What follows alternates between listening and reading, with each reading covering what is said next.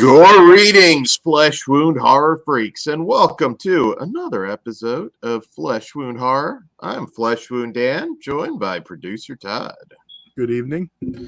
So tonight we are here to continue our never-ending saga of Amityville.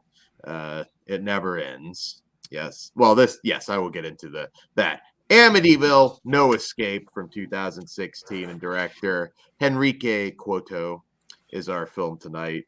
This is a concept we came up with a long time ago. It's one of the Amityville ghosts. Long time ago to see if we could cover them all, if that's even possible, because others have tried this, but there really are a lot, and some of them are very obscure because, of course, there was that lawsuit. You can't be Amityville horror, but you can certainly use Amityville because it's a town. So it seems like we've even had a boom lately of just a ton of these. Every time I go to Walmart, there's like an Amityville scarecrow or an Amityville uprising. I don't think the boom's ever really lightened. I think they've always been a lot. If you go down, it did a little bit. There was a time where they weren't hammering these out like every 2 or 3 weeks where we would see a cash in. But yeah, I don't know, just the last like 6, 7, 8 years or so, we've had a lot. Like a ridiculous amount. I mean, we've got Amityville Clown, Amityville Scarecrow. Like, they are just doing whatever they can. We got Amityville Karen coming. Amityville in space. Yes. So we'll cover all those. There's no timeline on these, but you'll get these once in a while because we just thought it would be cool. Especially once we literally have hit that last one and we can say we are up to date at the very least. And I don't know which one that'll be. We're not going in any kind of order, but we still got 1,000 old ones plus we haven't covered. Yeah, shit. I mean, just the official franchise, there's a lot of those. So, So anyways, we'll get right into it. Amityville, No Escape from 2016, director Henrique Couto. To better explore the dark realm of personal fears, the ambitious documentarian and college student George sets out to the allegedly cursed woods of Amityville to record a thesis project. There, along with his girlfriend Sarah, his sister Elizabeth, the cameraman Simon, and his friend Lisa, George will soon... Shut up, damn it. George will soon find out that the evil never dies, as hair-raising apparitions of an eerie female figure pave the way for an unforeseen nearly 2 decades of terror. Unforeseen paranormal experience that the unsuspecting group is completely unprepared to handle. Now spanning nearly 2 decades of terror, George and the unwise explorers of the unknown will come face to face with not only their deepest seated fears, but also with an ancient malevolent force. Is there an escape from Amityville's demonic influence? All right, my dog didn't want me to get through that, but nonetheless I did. Must be Demon Hellhound. He is the pug from hell. All right, so Amityville, No Escape. So this isn't Henrique's first venture into found footage. He actually did a film called Alone in the Ghost House, which I remember liking. In fact, I believe we covered. We may have forever ago. Yeah, not during the YouTube era of the show, but yeah, I think we did. And I have that one on Blu-ray that features Aaron R. Ryan, who was in our Slaughterhouse Slumber Party film that we reviewed recently. Big fan of her. She's not in this one. So this has 2 sort of parallel storylines. They find a tape from 1997 with this woman, Lena, she just bought a new home with her deployed soldier husband. I guess in 1997, they're not aware of the Amityville house, and I'm just gonna guess they're living in a universe that doesn't have 8,000 movies based on it. I'm sure. Yes, I guess you could use the universe excuse, but yeah. And let's just say that Long Island looks suspiciously like Ohio, and it is not very convincing. If you do know the Amityville house, pretty obvious that somebody on the cast or crew had shot this one at their own home, most likely. So a lot of that's not very convincing. I should say going into this, I am a fan of Henrique. He has certainly made some films that I think have been very entertaining. Um, and as far as found footage goes, I'm not a mark for it all. I have grown to really enjoy the good found footage films in recent years, but yeah, you have to convince me, or at least suspend my disbelief that these could be real people. Here, the acting just is pretty dicey. The actress Julia Gomez from 1997. Part of this might have just been how quickly they obviously shot this film, but I didn't think she was that great. Every time we cut to her, it's just the random aerobic stuff or the See, hi babe. Like she's just too bubbly. This film is not scary at all, if that's what you're looking for. Um, I will give it credit for some early sleaze as far as we get a full frontal shower scene. We get for some reason a brother sister character that are okay with the brother banging his girlfriend in the pool while the who's sister not? swims topless. Very gratuitous, but it doesn't factor into anything. And hey, kudos on the nudity because movies like this really do need it.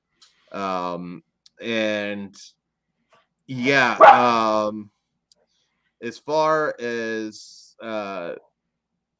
scares go, they're completely non-existent. There's a lot of familiar Ohio regulars here in the cast that you'll recognize from some Dustin Mills movies. Again, Slaughterhouse Slumber Party. There's some twists and turns in the last 10 minutes or so, but is it worth the journey? I gotta be honest, no. This is just kind of a slog. I don't like anybody. I don't particularly care about anybody. They're all just kind of obnoxious characters. Oh, but kudos for having a scene in a modern video store, which was kind of cool. But yeah, man, I don't know. There was just a lot, and it was obviously not Amityville. They weren't able to disguise that. I don't think for all this like Lost in the Woods stuff, Long Island wouldn't really be a thing. It's not quite that. You're not in the Pine Barrens, you know. It's I'll tell you like this: here in California, I couldn't tell if it was. I think it was really shot there. No, because I know they tend to shoot in Ohio, but it didn't like yeah. pull me out of it because I don't California. I don't know that shit. Yeah, no, I'm sure a lot it would go over their head, but I mean there are some callbacks, the dead flies from the OG movie and different, you know, different things like that, but just long stretches of nothing, obnoxious characters. Just I didn't believe it. And I can't think of any reason. My dog sees a cat, so we're just gonna make this funny because he won't shut the fuck up. I am sorry. But yeah, long stretches of nothing. I didn't care. I didn't care. I will say this: there's such a low bar for the Amityville movies that this is not even close to being the worst of the worst. We're still getting to that, trust me. Yeah, but we'll get to some SRS ones. yeah, there's some bad ones. I haven't watched it yet, but I think Amityville Clown or a Clown House, whatever it's called. Maybe not Clown House. I don't know if they want. It's probably Amityville Clown. I hear that one's particularly bad. We'll see. What did you think, Todd? Because I did not get as I turn off my camera to grab my dog and pull him away from the window. Go for it. Well, I did like it a little more than you. See, I know going in you're not a found footage guy. Even I know you have warmed up a little, but I do think his last found footage film was a better film, but I didn't hate everyone in this. I like just the random shots of Lena just doing her aerobics. It was just funny. I mean, I may have been enhanced while watching this, so it may have entertained me more. That's necessary, yeah. But honestly, if that was the case and it was boring me, I would have been like dying. So I wasn't. Yeah, it's one of those cases where, and it's hard and found footage, there's nothing new really covered. So it's hard to, like Kruger's a big found footage guy, but I don't know where he'd lie on this one. No, I know where he'd lie. This is true. You're probably right, because he would package Pile Driver the DVD, I think, on this. Well, yeah. Unfortunately, I didn't like it as much as his other films, but I didn't hate it. I'm not upset I bought the Blu-ray, which you can get on Henflix. Yeah, it's limited to 100. The DVD is on Amazon and streaming and stuff. But he has a new sex comedy out. Well, he just produced it. Actually, it's right here, which we will be covering. Babe Beach. Nice. So, very nice. Yeah. So we'll be covering that one soon. But yeah, this one, I wasn't in love with it. I don't hate it. But definitely not in my top 50 found footage films. Definitely not. I wish it came together a little bit better, but when you're looking at your watch in a movie that's barely over an hour, that's a bad sign. I can't say anything really works about it beyond just the sleaziness at the beginning. Also, my dog is sorry. He is currently trying to lick my leg because he is very sorry for being a douchebag during this review. Yeah, I don't want to hear what your dog's licking. My leg, Todd. Thank you very much. Mind in the gutter, Todd. But yeah, he's just very upset that I watch all these bad movies, but I do it for you guys. And yeah. So what do you rate this one, Todd? I'm gonna go in the middle as 2.5 as average. Ooh, okay. Yeah, I didn't hate it like you did, it appears. I did. But yeah, I can't give it anything above that. I mean, I could go lower, but I did have good enough time, so I'm not penalizing. So I give it 1 star, pretty much just for the sleaziness at the beginning. And hey, maybe even I smiled at the aerobics shit. Very now, if they would have spread the sleaze throughout it, you probably would have been a little more forgiving, I'm assuming. Oh, definitely. Hey, this is the type of movie that needs it. There should have been more smashing going on in those woods, because there's really not a whole lot else. Like, even the paranormal element, like there's just not a whole lot. And I mean, the ending was fine, the twist and everything at the end. But see, I think that's what I get. There's a slow middle section, but I did like the beginning and I did like the end. So I think that's what kept me interested.